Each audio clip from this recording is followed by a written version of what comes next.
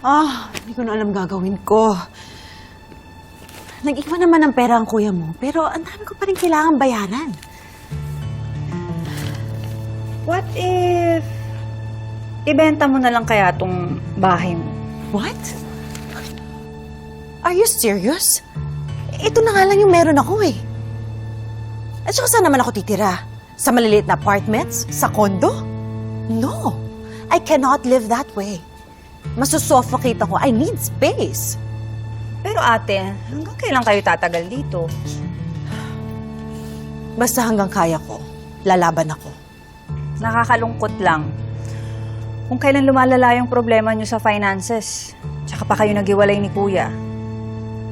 Wala ka nang pera, sira pa yung pamilya. No.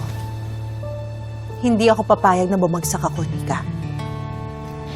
Pero sadly, yun yung totoo. Hindi ko matatanggap. Tara nga, lumabas tayo. Let's go! Saan tayo pupunta? Kakain tayo sa labas. Basta tara. Pasensya na, Dok, ha? Talagang nahihiya ako sa iyo, eh. Alam mo pare, walang problema yon. Kahit matagal ka pa mag-stay, hindi ka naman iba sa akin eh. Salamat kung gano'n. Pero huwag kang mag-alala. Ayusin ko rin lahat. Ano ba talagang plano mo?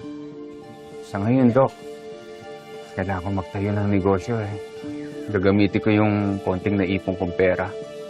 Alam mo, kailangan ko pa rin sustentuhan yung mag-ina kahit hiwalay na kami ni Bia. Si Tyron, anong plano mo?